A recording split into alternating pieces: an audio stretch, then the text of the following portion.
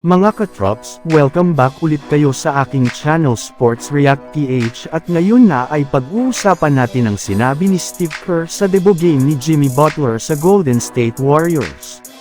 Pag-uusapan na rin nga natin ngayon dito sa ating panibagong video ang balitang maglalaro na nga daw ng sabay sina LeBron James at Luka Doncic sa Los Angeles Lakers.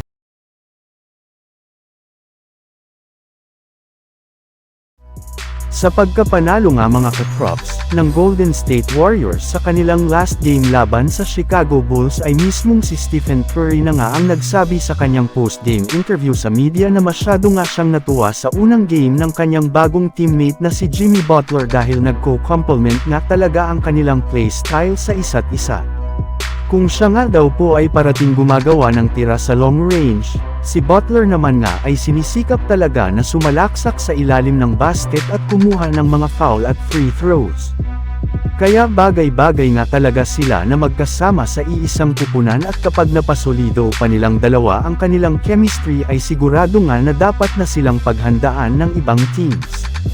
Mismong si Coach Steve Kerr na rin naman nga ang nagsabi sa kanyang interview na napakalaki nga daw po ng impact na ibinibigay ni Jimmy Butler sa Warriors sa pamamagitan ng pagbibigay nito ng confidence at enerhiya kina Stephen Curry at Draymond Green sa loob ng court. Yes, ito na nga daw po ang pinaka-pinapunto ngayon bakit nila kinuha si Jimmy Butler sa trade ng nagdaang araw.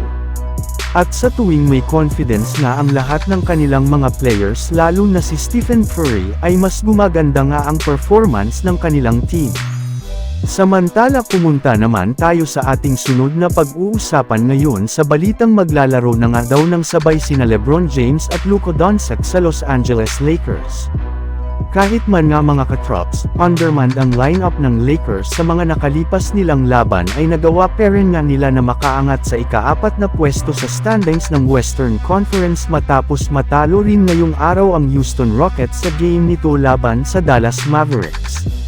Siyam na rin naman nga silang nananalo sa kanilang huling 10 laro kung saan sila na nga ang itinuturing ngayon bilang pinakamainit na kupunan sa NBA.